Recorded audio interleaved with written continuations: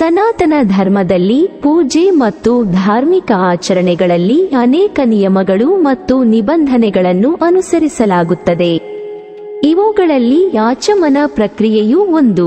ಮಂತ್ರಗಳ ಪಠಣದೊಂದಿಗೆ ಪವಿತ್ರ ನೀರನ್ನು ಸೇವಿಸುವ ಮೂಲಕ ದೇಹ, ಮನಸ್ಸು ಮತ್ತು ಹೃದಯವನ್ನು ಆಂತರಿಕವಾಗಿ ಶುದ್ಧೀಕರಿಸುವ ಈ ಪ್ರಕ್ರಿಯೆಯನ್ನೇ ಆಚಮನ ಎಂದು ಕರೆಯಲಾಗುತ್ತದೆ. ಹಿಂದೂ ಧಾರ್ಮಿಕ ಗ್ರಂಥಗಳಲ್ಲಿ ಆಚಮನ ಮಾಡುವ ಕುರಿತು ಹಲವು ವಿಧಾನಗಳನ್ನು ವಿವರಿಸಲಾಗಿದೆ. ಆಚಮನವಿಲ್ಲದೆ ಪೂಜೆಯು ಅಪೂರ್ಣವೆಂದು ಪರಿಗಣಿಸಲಾಗುತ್ತದೆ. ಪೂಜೆಯ ಸಮಯದಲ್ಲಿ ಆಚಮನವನ್ನು ಮಾಡುವುದರಿಂದ ಪೂಜೆ ಮತ್ತು ಪೂಜೆಯ ಫಲವು ಅನೇಕ ಪಟ್ಟು ಹೆಚ್ಚಾಗುತ್ತದೆ. ಸಂಧ್ಯಾ ವಂದನೆ.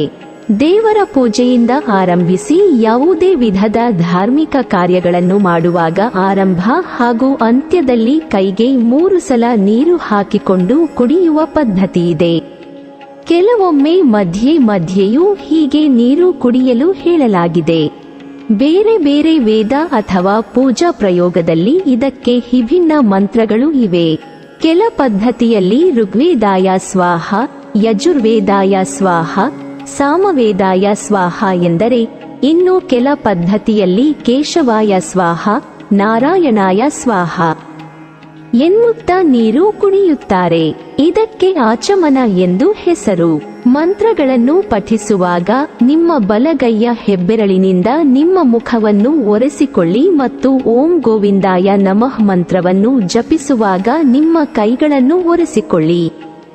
ಆಚಮನ ಮಾಡುವಾಗ ನಾವು ಈ ವಿಚಾರಗಳನ್ನು ಗಮನದಲ್ಲಿಟ್ಟುಕೊಳ್ಳುವುದು ತುಂಬಾನೇ ಮುಖ್ಯ. ಆಚಮನ ಮಾಡದೆ ದೇವರ ಪೂಜೆಯನ್ನು ಮಾಡುವುದು ಅಪೂರ್ಣವೆಂದು ಹೇಳಲಾಗುತ್ತದೆ. ಕರ್ಮಾರಂಭ ಹಾಗೂ ಕರ್ಮದ ಕೊನೆಯಲ್ಲಿಯೂ ಆಚಮನವನ್ನು ವಿಧಿಸಿದೆ. ಮಿಂದು ಬಂದ ಬಳಿಕ ಬೆಚ್ಚನೆಯ ಬಟ್ಟೆ ತೊಟ್ಟ ಮೇಲೂ ಆಚಮನಗೈಯಲಿದೆ. ಸ್ನಾನ ಬಾಹ್ಯ ಶುದ್ಧಿಯನ್ನು ನೀಡಿದರೆ ಅಂತರಶುದ್ಧಿಗೆ ಮಂತ್ರಪೂರಿತವಾದ ನೀರಿನಿಂದ ನಡೆಸಲ್ಪಡುವ ಆಚಮನೆಯೇ ಮೂಲ. ಶುಭಕ್ರಿಯೆಯ ನಡುವೆ ಸೀನು ಬಂದರೆ, ಉಗುಳು ಬಂದರೆ, ನಿದ್ದೆ ಮಾಡಿದರೆ, ಕಣ್ಣೀರು ಸುರಿಸಿದರೆ ಕ್ರಿಯೆಯ ಸಾಫಲ್ಯಕ್ಕಾಗಿ ನಡುವೆ ಆಚಮನ ಮಾಡಲಿದೆ. ಇದು ಶ್ರೌತಾಚಮನ, ಅಂದರೆ ಕಿವಿ ಮುಟ್ಟಿಕೋ ಸೊನ್ನೆಡರಾಯಿತು.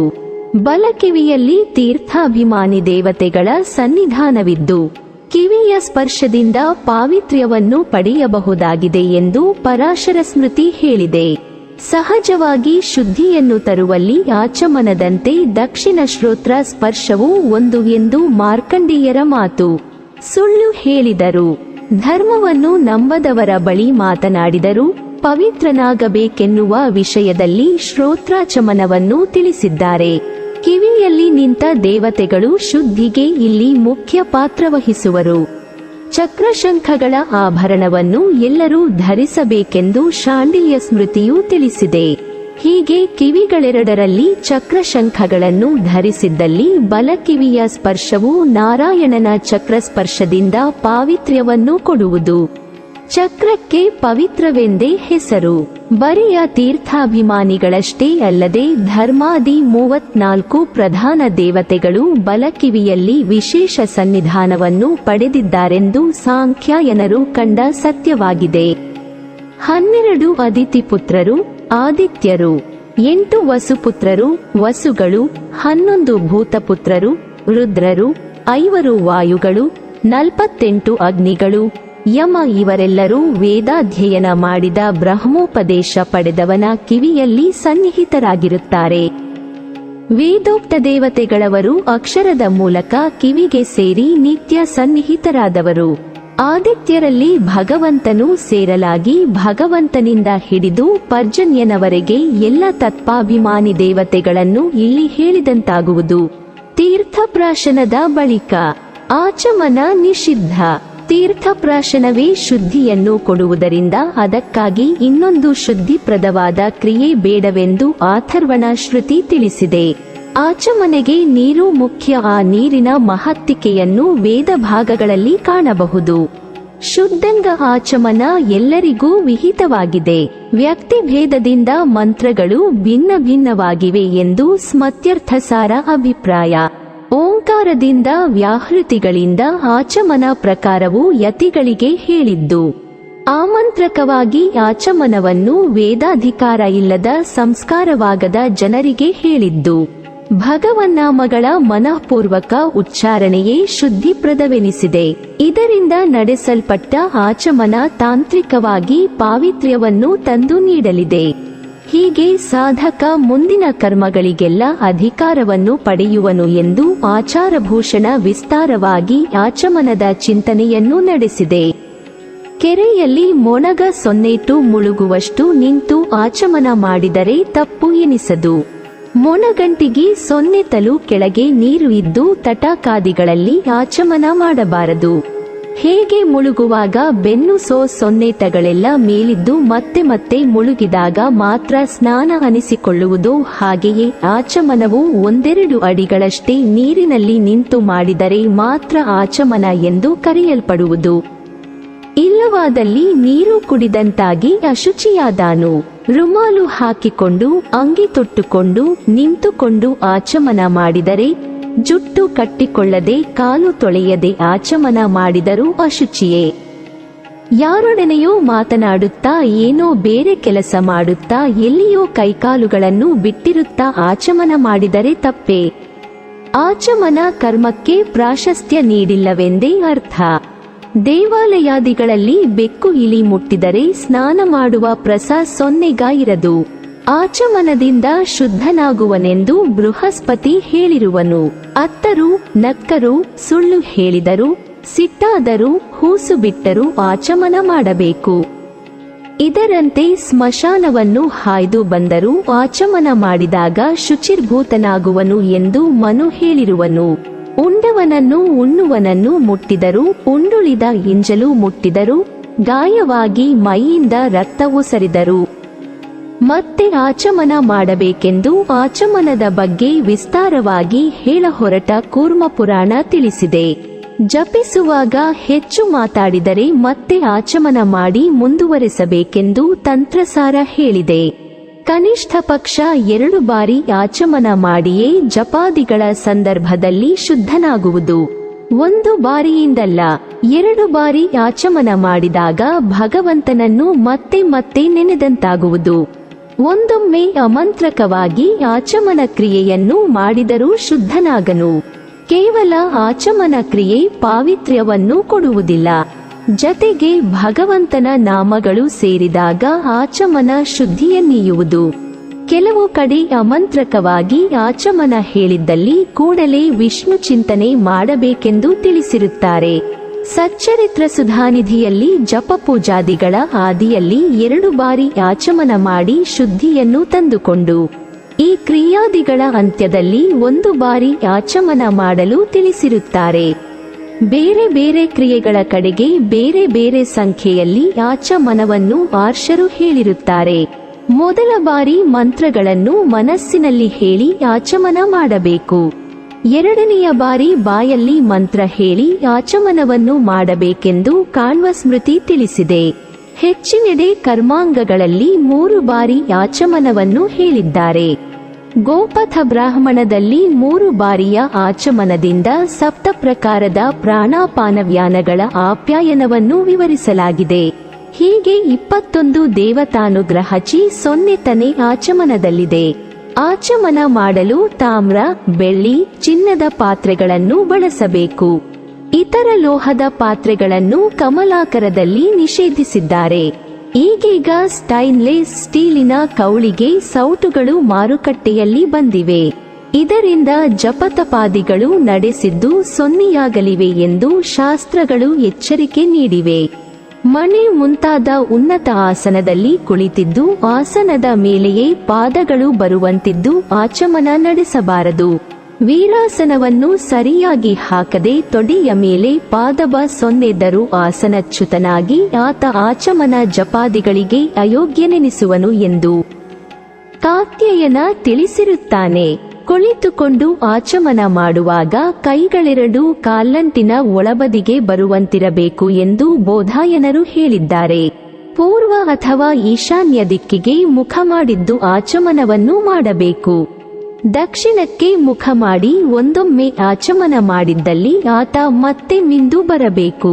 ಪಶ್ಚಿಮಕ್ಕೆ ಮುಖ ಮಾಡಿ ಆಚಮನ ಮಾಡಿದಲ್ಲಿ ಆತ ಮತ್ತೊಮ್ಮೆ ಪೂರ್ವಯ ಈಶಾನ್ಯಕ್ಕೆ ತಿರುಗಿ ಆಚಮನ ಮಾಡಿದರೆ ಶುದ್ಧನಾಗುವನು. ಪ್ರಾಯಶ್ಚಿತ್ತ ಮಾತ್ರವಲ್ಲದೆ ಆಚಮನದ ದಿಕ್ಕಿನ ಬದಲಾವಣೆಯಲ್ಲಿ ಶುಭಾಶುಭ ಫಲವನ್ನು ತಿಳಿಸಲಾಗಿದೆ. ಪೂರ್ವದಿಂದ ಅಮೃತಪಾನದ ಲಾಭ, ಉತ್ತರದಿಂದ ಸೋಮಪಾನದ ಆಯ. ಪಶ್ಚಿಮದಲ್ಲಿ ಲಾಭ ನಷ್ಟಗಳಿಲ್ಲದಿದ್ದರೂ ಪುನರಾಚಮನೆಯಂತೂ ಮುಖ್ಯ. ದಕ್ಷಿಣ ದಿಕ್ಕಿಗೆ ಮುಖ ಹಾಕಿ ಆಚಮನೆ ಮಾಡಿದಲ್ಲಿ ನೆತ್ತರು ಕುಡಿದಂತೆ ಎನ್ನುವ ತೀರಾ ಅಶುಭವಾದ ಫಲವನ್ನು ತಿಳಿಸಲಾಗಿದೆ. ಬೋಧಾಯನ ಗೃಹ್ಯ ಸೂತ್ರದಲ್ಲಿ ಉತ್ತರ ದಿಕ್ಕು ಅಥವಾ ಪೂರ್ವ ದಿಕ್ಕು ಎಂದು ಆಚಮನಕ್ಕೆ ಶ್ರೇಷ್ಠವೆಂದು ಹೇಳಿದ್ದಾರೆ. ಜತೆಗೆ ನೀರಿನ ಗುಣಮಟ್ಟವನ್ನು ತಿಳಿಸಿದ್ದಾರೆ. ನೀರಿನ ರುಚಿಯನ್ನು ಆಸ್ವಾದನೆಗೈಯುತ್ತಾ ಆಚಮನ ಮಾಡಬಾರದು. ಮಳೆ ನೀರಿನಲ್ಲಿ, ಸೋರಿದ ನೀರಿನಲ್ಲಿ, ಕಾಲ್ತೊಳೆದುಳಿದ ನೀರಿನಲ್ಲಿ ಆಚಮನ ನಿಷಿದ್ಧ. ಭರದ್ವಾಜರು ಇನ್ನೂ ಅನೇಕ ಬಗೆಯ ನೀರನ್ನು ಆಚಮನೆಗೆ ನಿಷೇಧಿಸಿದ್ದಾರೆ. ಕಾಸಿದ ನೊರೆಯುಳ್ಳ, ವಿಷಮಯವಾದ, ವಾಸನೆ ತುಂಬಿದ, ಗೊಳ್ಳಿ ಎದ್ದಿರುವ, ಕಪ್ಪಾದ, ಕೆಸರೂತು ಸೊನ್ನೆ ಬಿದ, ಉಪ್ಪಾದ ನೀರನ್ನು ಬೇಡವೆಂದಿರುವರು. ಮೇಲಿನಿಂದ ಬೀಳುತ್ತಿರುವ ಮಳೆ ನೀರು, ಉಗುರು ತಾಗಿದ ನೀರು, ಸೋರಿ ಬಂದ ನೀರು, ಯಾರಿಂದಲೋ ಮುಟ್ಟಲಟ್ಟ ಎಲ್ಲಿಂದಲೋ ಹರಿದು ಬಂದ ನೀರನ್ನು ತ್ಯಜಿಸಬೇಕೆಂದಿರುವರು. ಕ್ರಿಮಿ ಕೀಟಗಳಿಂದ ತುಂಬಿದ ಮತ್ತು ದೇವರಿಗೆ ಅಭಿಷೇಕಿಸಲ್ಪಟ್ಟ ಹಾಗೆಯೇ ಹಾಳಾದ ನೀರು ಉಪಯೋಗಕ್ಕೆ ಬಾರದು. ಹಾಳಾದ ನೀರು ಉಪಯೋಗಕ್ಕಿಲ್ಲದ ಮೇಲೆ ನೀರನ್ನು ತಿಳಿಗೊಳಿಸಿ ಉಪಯೋಗಿಸಿದರೆ ಹೇಗೆ ಎನ್ನುವ ಚೋದ್ಯಕ್ಕೂ ಇಲ್ಲಿದೆ ಉತ್ತರ. ಪರಿಮಳವೋ ಪರಿಷ್ಕಾರವೋ ಬರಲೆಂದು ಏಲಕ್ಕಿ, ಲವಂಗ, ಕರ್ಪೂರ, ಗಂಧ, ಚೆಕ್ಕೆ, ಪತ್ರೆ, ಕಲ್ಲು ಸಕ್ಕರೆ, ಕೇಸರಿ ಹಾಕಿದ ನೀರಿನಿಂದ ಆಚಮನ ಮಾಡುವಂತಿಲ್ಲ ಎನ್ನುವುದಾಗಿಯೂ ಋಷಿಗಳ ಮಾತಿದೆ. ಒಬ್ಬರು ಮಾಡಿದ ಆಚಮನದ ನೀರಿನಿಂದ ಮತ್ತೊಬ್ಬರು ಆಚಮನ ನಡೆಸುವಂತಿಲ್ಲ. ಮೊದಲೇ ನೀರನ್ನು ಹಂಚಿಕೊಂಡಿರಬೇಕು. ಅಂದರೆ ಒಂದೇ ಪಾತ್ರೆಯ ನೀರಿನಿಂದ ಅನೇಕರು ಆಚಮನ ಮಾಡುವಂತಿಲ್ಲ. ಪಾತ್ರೆಯೊಂದೇ ಆದರೆ ಅದರಲ್ಲಿನ ಆಚಮನದ ಶೇಷ ನೀರು ಚೆಲ್ಲಿ ಪಾತ್ರೆಯನ್ನು ತೊಳೆದು ಮತ್ತೆ ನೀರು ತುಂಬಿ ಆಚಮನ ಮಾಡಿದರಾಯಿತು. ಕಣ್ವ ಸ್ಮೃತಿಯಲ್ಲಿ ಆಚಮನ ಮಾಡುವಾಗ ಸದ್ದು ಬರದಿರಲೆಂದು ಸ್ಪಷ್ಟಪಡಿಸಿದ್ದಾರೆ. ಊಟದಲ್ಲಿ ಯಾವುದೇ ಬಗೆಯ ಪದಾರ್ಥಗಳನ್ನು ತಿನ್ನುವಾಗಲೂ ಸದ್ದು ಮಾಡದಿರದಂತೆ ಇಲ್ಲಿಯೂ ಸದ್ದು ಮಾಡಿ ಆಚಮನ ಮಾಡಿದರೆ ನರಕಾದಿ ಅನರ್ಥಗಳನ್ನು ತಿಳಿಸಿದ್ದಾರೆ. ಬಟ್ಟೆಯಿಂದ ಸೋಸಿದ ನೀರಿನಿಂದ ಶಬ್ದ ಮಾಡದೆ ಆಚಮನ ಮಾಡಬೇಕೆಂದು ಪ್ರಚೇತಸರು ಹೇಳಿದ್ದಾರೆ. ಬಲಕ್ಕೆಯ ಹೆಬ್ಬೆರಳ ತುದಿ ಬಲಕ್ಕೆಯ ನಡುಬೆರಳ ನಡುಗಂಟಿಗೆ ತಾಗುವಂತೆ ಅಂಗೈ ಮಾಡಿ ಆಚಮನ ಮಾಡಬೇಕು. ಇದು ನೋಡಲು ದನದ ಕಿವಿಯಂತೆ ಕಾಣುವುದರಿಂದ ಇದನ್ನು ಗೋಕರ್ಣ ಮುದ್ರೆ ಎಂದು ಕರೆದಿರುವರು. ಗೋಕರ್ಣಾಕೃತಿಯ ಅಂಗೈಯಿಂದ ಆಚಮನವನ್ನು ನಡೆಸಬೇಕು. ಕೈಗೆ ನೀರನ್ನು ಹಾಕಿಕೊಳ್ಳುವಾಗ ಗೋಕರ್ಣದ ಆಕಾರ. ನೀರು ಪ್ರಾಶನ ಮಾಡುವಾಗ ಕಿರುಬೆರಳು ಮತ್ತು ಹೆಬ್ಬೆರಳು ದೂರವಾಗಿರಬೇಕು. ಒಂದು ಉದ್ದುಕಾಳು ಮುಳುಗುವಷ್ಟು ನೀರು ಆಚಮನೆಗೆ ಇರಬೇಕೆಂದು ಭರದ್ವಾಜರು ಹೇಳಿರುವರು. ವ್ಯಾಸರ ಮಾತಿನಲ್ಲಿ ಹೇಳುವುದಾದರೆ ಉದ್ದು ಮುಳುಗುವುದಕ್ಕಿಂತ ಹೆಚ್ಚು ಅಥವಾ ಕಡಿಮೆ ನೀರನ್ನು ಪ್ರತಿಯೊಂದು ಆಚಮನದಲ್ಲಿ ಉಪಯೋಗಿಸಿಕೊಂಡರೆ ಕಳ್ಳು ಕುಡಿದಂತೆ ಅಪಚಾರವಾಗಲಿದೆ. 5 ಗುಲಗು 0 ಜಿಯಷ್ಟು ನೀರಿನ ಪ್ರಮಾಣವನ್ನು ಉದ್ದು ಮುಳುಗುವ ಪ್ರಮಾಣ ಎನ್ನುವುದಾಗಿ ತಿಳಿಯಬೇಕು. ಆಚಮನದ ನೀರನ್ನು ಕಣ್ಣಿನಿಂದ ನೋಡಿಕೊಂಡೇ ಕುಡಿಯಬೇಕು ಎನ್ನುವುದಾಗಿ ನರಸಿಂಹ ಪುರಾಣದ ಮಾತು. ಇದರಿಂದ ನೀರಿನ ದೋಷದ ಅರಿವು ಆಗಲಿದೆ. ಹೀಗಾಗಿ ಕತ್ತಲೆಯಲ್ಲಿ, ನದಿ ತೀರಗಳಲ್ಲಿ, ಸಂಧ್ಯಾ ವಂದನೆಯಲ್ಲಿ ಸ್ವಲ್ಪ ಎಚ್ಚರ. ಒಂದೇ ಬಟ್ಟೆ ತೊಟ್ಟಿದ್ದು ಆಚಮನೆಗೈದರೆ ಶುದ್ಧಿಯಾಗದು ಎಂದು ಪದ್ಮಪುರಾಣ ಎಚ್ಚರಿಸಿದೆ. 3 ಬಾರಿ ನೀರಿನ ಪ್ರಾಶನಕ್ಕೆ ಹಾಗೂ 2 ಬಾರಿ ಮುಖ ಮಾರ್ಜನೆಗೆ ಮಂತ್ರಗಳು ಪಂಚವೇದಗಳು ಎಂದು ಗರುಡ ಪುರಾಣ ತಿಳಿಸಿದೆ. ಪಂಚವೇದಗಳು ಭಗವಂತನ ಪಂಚರೂಪಗಳನ್ನು ತಿಳಿಸಿವೆ. ಮತ್ತೆ ಇತರ ಗಣದೇವತೆಗಳು ಅರ್ಥವಾಗಲಿದ್ದಾರೆ. ಇದನ್ನು ಛಂದೋಗವು ಮಧುವಿದ್ಯೆಯಲ್ಲಿ ಸಾರಿದೆ. ಅದರ ಸಾರವನ್ನು ಆಚಾರ್ಯ ಮಧ್ವರು ನೀಡಿದ್ದಾರೆ. ಸೂರ್ಯಸ್ಥ ಪಂಚರೂಪಗಳನ್ನು ವಿಶೇಷವಾಗಿ ಪಂಚವೇದಗಳು ಹೇಳುವ ಮೂಲಕ ಆಚಮನದಿಂದ ಆರಂಭಿಸಿ ಸಂಧ್ಯೋಪಾಸನೆಯಲ್ಲಿ ಸೂರ್ಯ ಪ್ರತೀಕದ ಆರಾಧನೆಯ ಔಚಿತ್ಯ ಎದ್ದು ಕಾಣುವುದು. ಪಂಚಾಯುಧ ಧಾರಣೆಯಲ್ಲಿಯೂ ಪಂಚರೂಪನು ಪ್ರಪಂಚಿತನೇ. ಮುಂದೆ ಆಚಮನ, ಅರ್ಘ್ಯ ಪ್ರದಾನ, ಗಾಯತ್ರಿ ಜಪ ಇವೆಲ್ಲದರ ಮುಖ್ಯ ಧ್ಯೇಯ ನಾರಾಯಣ ಎನ್ನುವುದು ಸ್ಪಷ್ಟವಾಗುವುದು. ಅದಕ್ಕೆಂದೇ ನಾರಾಯಣ ಮಂತ್ರ ಜಪವು ಸಂಧ್ಯೆಯಲ್ಲಿ ನಿಯತವಾಗಿರುವುದು. ಎಲ್ಲ ಕರ್ಮಗಳು ವೇದದಿಂದಲೇ ನಡೆಸಲ್ಪಡುವುದರಿಂದ ವೇದನಾಮಗಳ ಜತೆಗೆಯೇ ಆಚಮನ ಶ್ರೇಯಸ್ಕರವೆನಿಸಿದೆ ಎಂದು ಯಾಜ್ಞವಲ್ಕ್ಯರು ಹೇಳಿರುತ್ತಾರೆ. 3 ಬಾರಿ ಜಲಪ್ರಾಶನದ ಬಳಿಕ 2 ಬಾರಿ ಮುಖಮಾರ್ಜನದ ಅನ-0 ದೇಹದ ಕೆಲವು ಅ-0ಗಳ ಸ್ಪರ್ಶನ ಮಾಡಿದರೆ ಪೂರ್ಣ ರೂಪದಲ್ಲಿ ಆಚಮನ ಮಾಡಿದಂತೆ ಆಗುವುದು. ಈ ಪ್ರಕ್ರಿಯೆಯಲ್ಲಿ ಮಂತ್ರಗಳು ಬೇರೆ ಬೇರೆಯಾಗಿವೆ, ತಂತ್ರ ಒಂದೇ ರೀತಿಯಲ್ಲಿದೆ. ದೇಹದ ಕೆಲವು ಅಂಗಗಳ ಸ್ಪರ್ಶದಲ್ಲಿ ಸ್ಥಾನ ವ್ಯತ್ಯಾಸವಿದೆ. ತೈತ್ತಿರೀಯಾರಣ್ಯಕದಲ್ಲಿ ಕೆಲವು ಅಂಗಗಳನ್ನು ಹೇಳಿರುತ್ತಾರೆ. 8 ಸ್ಥಾನಗಳ ಸ್ಪರ್ಶವನ್ನು ಇಲ್ಲಿ ಹೇಳಲಾಗಿದೆ.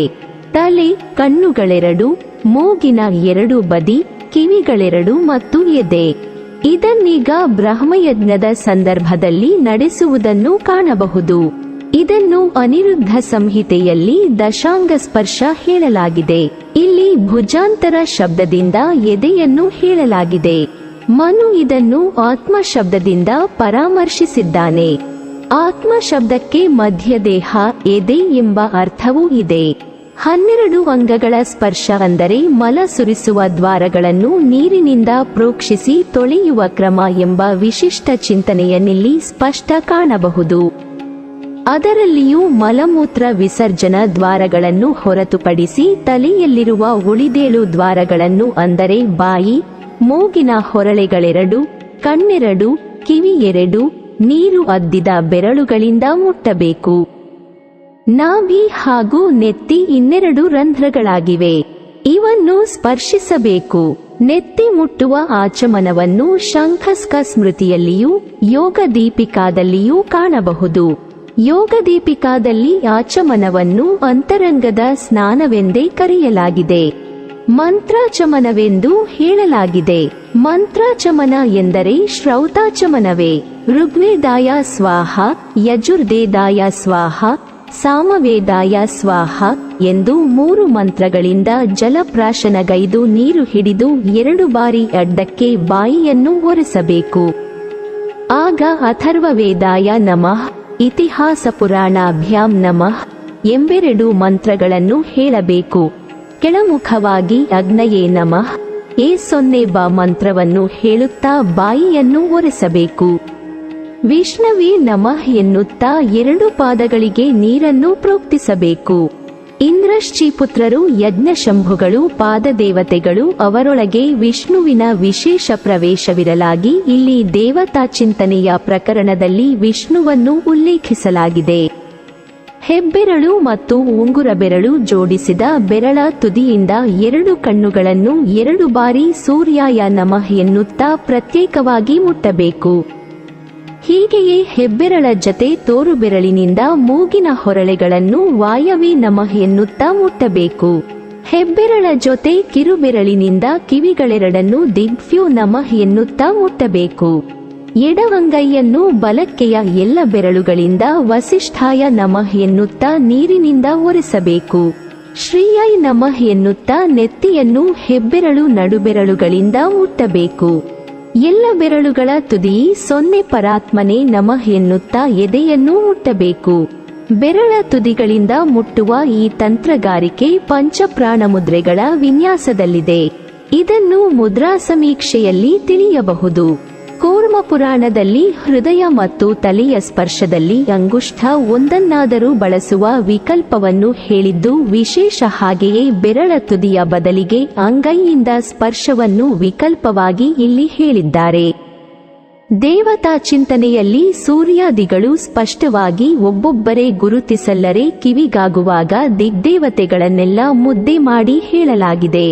ಇವರ ಬಗ್ಗೆ ಆಚಾರ್ಯ ಮಧ್ವರ ಐತರೇಯ ಭಾಷ್ಯದಲ್ಲಿ ವಿವರಣೆ ಇದೆ. ಬಗೆ ಬಗೆಯ ಕೇಳ್ಗೆಗಳಿಗೆ ಬಗೆ ಬಗೆಯ ಯೋಗ್ಯತೆಯುಳ್ಳ ದೇವತೆಗಳು ನಿಯಾಮಕರಾಗುವುದರಿಂದ ಕಿವಿಯಲ್ಲಿ ವಿಶೇಷ ಸವಲತ್ತನ್ನು ನೋಡಿ ಇಲ್ಲಿ ಅನೇಕ ದೇವತೆಗಳ ಪ್ರವೇಶವಾಗಿದೆ. ಉಳಿದ ಇಂದ್ರಿಯಗಳಲ್ಲೂ ಸೂಕ್ಷ್ಮವಾಗಿ ಅನೇಕಾಂಶಗಳ ಸಂಯೋಗಗಳಿವೆ. ಅಲ್ಲಿಯೂ ಅನೇಕ ದೇವತೆಗಳ ಪ್ರವೇಶವನ್ನು ಆಚಾರ್ಯರು ತಿಳಿಸಿಕೊಟ್ಟಿದ್ದಾರೆ. ಆದರೆ ಮುಖ್ಯವಾಗಿ ಇಲ್ಲಿ ಆಚಮನದಲ್ಲಿ ಸೂರ್ಯಾದಿಗಳನ್ನು ಒಬ್ಬೊಬ್ಬರನ್ನೇ ಹೇಳಿದ್ದರಿಂದ ದಿಗಭಿಮಾನಿಗಳ ವಿಶೇಷ ಸೊನ್ನೆತನೇ ಮುಖ್ಯವೆನಿಸಿದೆ. ಕೆಲವು ಸ್ಮೃತಿಕಾರರು ಖಯಗ್ವೇದಾದಿ ನಾಮಗಳನ್ನು ಬಿಟ್ಟು ಕೇಶವಾದಿ ನಾಮಗಳಿಂದ ಆಚಮನವನ್ನು ತಿಳಿಸಿದ್ದುಂಟು. ನಾರದ ಪುರಾಣದಲ್ಲಿ ಕೇಶವಾದಿಗಳಿಂದ ಆಚಮನ ಪದ್ಧತಿ ಕಂಡುಬರುವುದು. ಇಲ್ಲಿ ಉಪೇಂದ್ರ ತಪ್ಪಿದೆ. ವಾಮನ ಪುರಾಣದಲ್ಲಿ ಆಚಮನ ಪ್ರಕರಣದಲ್ಲಿ ಉಪೇಂದ್ರಾಯ ನಮಃ ಎನ್ನುವಂತೆ ಹೇಳಲು ತಿಳಿಸಿದ್ದಾರೆಂದು ವ್ಯಾಖ್ಯಾನಕಾರರ ಮಾತು. 12 ಅಂಗಗಳ ಸ್ಪರ್ಶ ಆಚಮನದಲ್ಲಿ ಇರುವಾಗ ಕೇಶವಾದಿ 12 ನಾಮಗಳಿಂದ ಅದನ್ನು ನಡೆಸಲು ಸಂಹಿತೆ ಹೇಳಿ ಜಲಪ್ರಾಶನವನ್ನು ಅಚ್ಯುತಾನಂತ ಗೋವಿಂದ ನಾಮಗಳಿಂದ ಮಾಡಲು ಹೇಳಿದೆ. ಸಂಧ್ಯಾವಂದನೆಯ ಆದಿಯಲ್ಲಿ ಆಚಮನದಲ್ಲಿ ನಾಮತ್ರಯ ಚಿಂತನೆ, ಸಂಧ್ಯಾವಂದನೆಯ ಕಡೆಗೂ ನಾಮತ್ರಯದ ಚಿಂತನೆ ಸಕಲ ದೋಷಗಳ ನಿವಾರಣೆಗೆ ತುಂಬಾ ಸಹಕಾರಿ ಎನಿಸಿದೆ. ಇಷ್ಟೇ ಅಲ್ಲದೆ ನಡುವೆ ನಡೆಸಲ್ಪಡುವ ಆಚಮನದಿಂದ ಮತ್ತೆ ಮತ್ತೆ ತಾಪತ್ರಯ ನಿವಾರಕನ ನಾಮತ್ರಯದ ಚಿಂತನೆಯಿಂದ ದೇಹ ಮನಸ್ಸು ಶುದ್ಧಿಯಾಗಲಿದೆ. ಈ ರೀತಿಯ ಆಚಮನವನ್ನು ಸಾಮವೇದಿಗಳ ಸಂಧ್ಯಾವಂದನೆಯಲ್ಲಿ ಕಾಣಬಹುದು. ನಾಮತ್ರಯದ ಆಚಮನವೆಂದರೆ ಮೂರ್ತಿತ್ರಯದ ಉಪಾಸನೆಯಲ್ಲಿ ಬಂದಿರಬೇಕು. ದೇಹ ಶುದ್ಧಿಗೆ ಹೇಳಲ್ಪಟ್ಟ ಆಚಮನದಲ್ಲಿ ಅವಸ್ಥಾತ್ರಯ ನಿಯಾಮಕರಾದ ವಿಶ್ವಾದಿಗಳು ಈ ನಾಮತ್ರಯದಲ್ಲಿ ಸೇರುವವರೇ. ಹೀಗೆ ಇವರಿರುವರ ಸಮಾಗಮದಲ್ಲಿ ಆಚಮನದ ವೈಭವ ಮೂಡಿದೆ. ಸೃಷ್ಟಿ ಸ್ಥಿತಿ ಸಂಹಾರಗಳ ಕರ್ತೃತ್ವದಲ್ಲಿ ಮತ್ತೆ ದೇಹದ ಮುಖ್ಯ 3 ಸ್ಥಾನವೆನಿಸಿದ ಭ್ರೂಮಧ್ಯೆ, ಕಂಠ, ಹೃದಯ, ಚಕ್ರಗಳ ಪರಿಶುದ್ಧಿಯಲ್ಲಿಯೂ ಈ ಮೂರ್ತಿತ್ರಯೋಪಾಸನೆ ಮುಖ್ಯವೆನಿಸಿದೆ.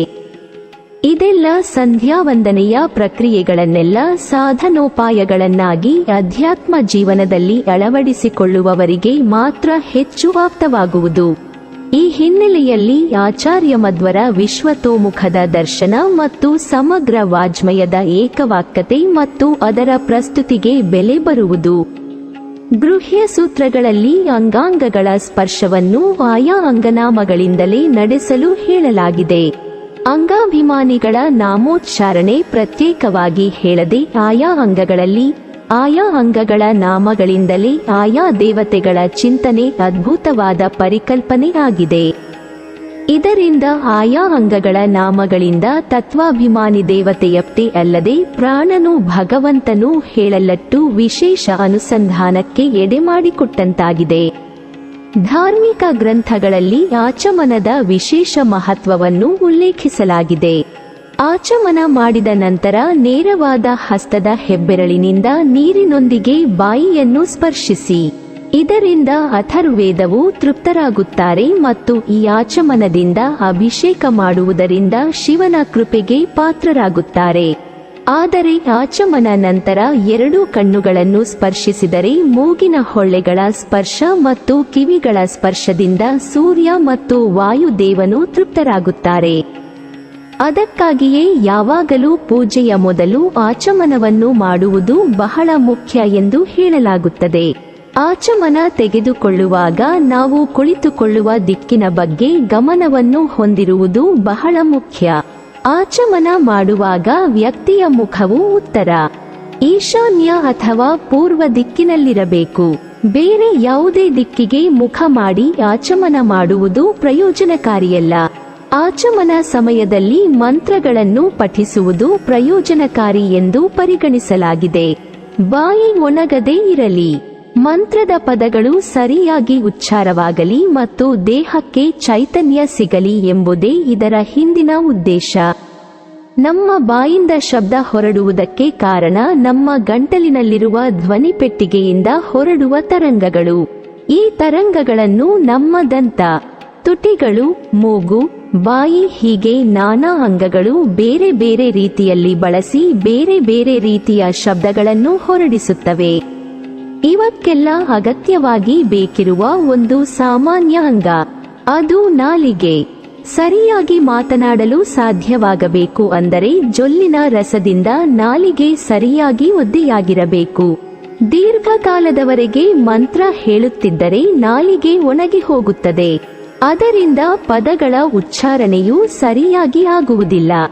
ಆಚಮನ ಮಾಡುವ ನೀರು ಗಾಳಿಯೊಂದಿಗೆ ಒಳಗೆ ಹೋಗಿ ಅನ್ನನಾಳ ಮತ್ತು ಶ್ವಾಸಕೋಶಗಳು ಸೇರುವ ಸಂಧಿಯಲ್ಲಿ ಸೇರಿರುವ ಕಫ್ ಮತ್ತು ಕಸದೊಂದಿಗೆ ಹೊಟ್ಟೆಯನ್ನು ಸೇರಿ ಅಲ್ಲಿಂದ ಬಹಿರ್ದೆಸೆಯಲ್ಲಿ ಹೊರಬೀಳುತ್ತದೆ. ಗಂಟಲಿನಲ್ಲಿರುವ ಕಫು ಶಬ್ದವನ್ನು ಸ್ವಚ್ಛವಾಗಿ ಉಚ್ಚಾರ ಮಾಡಲು ಬಿಡುವುದಿಲ್ಲ ಎಂಬುದು ಗೊತ್ತಿರುವ ಸಂಗತಿಯಾಗಿದೆ. ಸ್ವಚ್ಛವಾಗಿ ಉಚ್ಚಾರ ಮಾಡದ ಮಂತ್ರಗಳ ಅರ್ಥಗಳು ಬೇರೆಯೇ ಆಗುತ್ತದೆ. ಇದಕ್ಕೆ ಹಲವು ಉದಾಹರಣೆಗಳಿವೆ.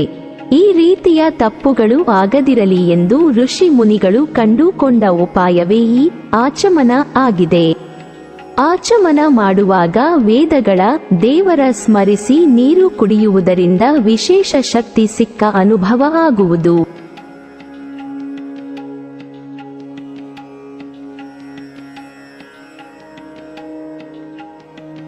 ನೀವಿನ್ನೂ ನಮ್ಮ ಚಾನೆಲ್ ಅನ್ನು ಸಬ್ಸ್ಕ್ರೈಬ್ ಮಾಡಿಲ್ವಾ?